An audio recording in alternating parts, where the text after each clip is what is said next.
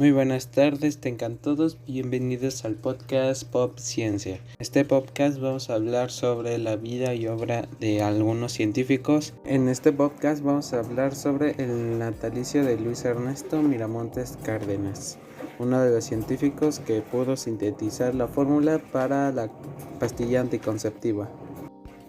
Pues bien, Luis Ernesto Miramontes nació en Tepic, Nayarit, el 16 de marzo de 1925. Sin la presencia de su padre, Miramontes creció rodeado de las mujeres de su familia. Entre estas destacó la influencia que ejerció una de sus tías, María Dolores Cárdenas. Esta había ocupado un cargo importante en el ejército de Pancho Villa durante la Revolución y más tarde profesora rural dentro del proyecto Lázaro Cárdenas de alfabetizar al país. En sus biógrafos, su tía se encargó de la educación de Luis Miramontes y lo animó a seguir su vocación científica. Ahora vamos a la parte de sus estudios. Luis Miramontes, gracias a una beca, permitió comenzar sus estudios en la Ciudad de México, concretamente en la Escuela Nacional de Preparatoria de San Ildefonso. Su siguiente etapa educativa la realizó en la Escuela Nacional de Ciencias Químicas de la UNAM. En esta institución permaneció entre 1945 y 1949, fecha en la que concluyó la carrera de Ingeniería Química. Desde muy joven, Miramontes destacó por su habilidad en el campo de experimentación de química. El resultado de este buen hacer fue una oferta para la colaboración de Instituto de Química cuando aún estaba cursando su tercer año de la carrera. Y tan solo un año después de terminar sus estudios de química, Luis Miramontes comenzó a trabajar para los laboratorios Sintex. Esta empresa había sido creada por varios científicos extranjeros, incluso George Rosencrantz y Emerick Sumner.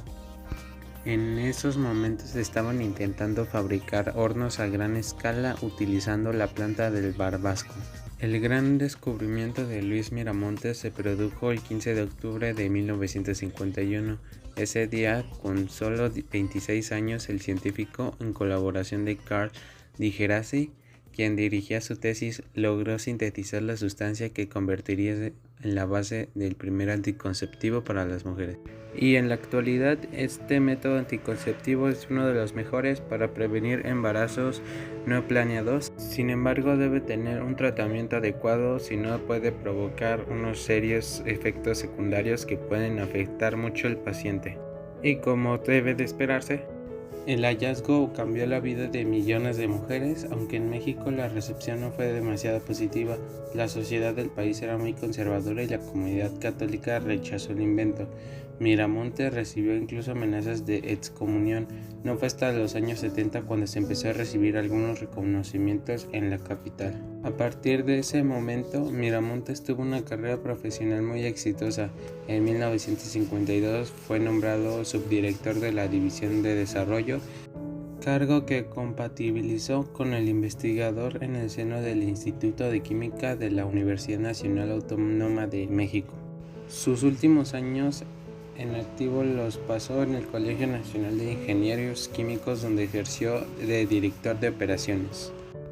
Finalmente, Luis Miramontes Cárdenas murió en la Ciudad de México el 13 de septiembre del 2004 con 79 años. A pesar de su contribución a la ciencia, la figura de Miramontes no era demasiado conocida en su país. Uno de sus 10 hijos, Octavio, contó que la familia contactó con un periódico para dar la noticia del fallecimiento, pero el diario se negó a publicar nada si no le pagaban por el obituario. Según el rotativo, a nadie le interesaba la figura del científico. Y así llegó el final de nuestro buen amigo Octavio.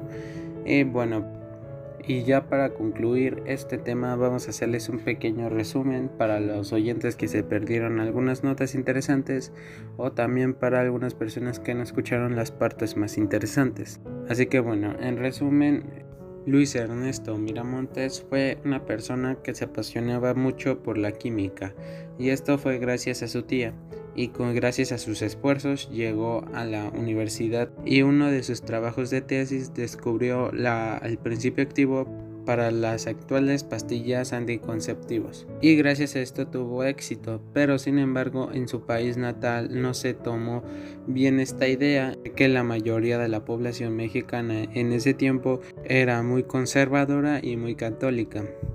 Y también poco a poco este gran acontecimiento perdió su fama hasta que finalmente falleció. Y bueno, ya con esto finalizamos nuestro podcast. Agradecemos mucho a los oyentes que nos estaban escuchando. Que tengan una excelente tarde y nos vemos hasta la próxima.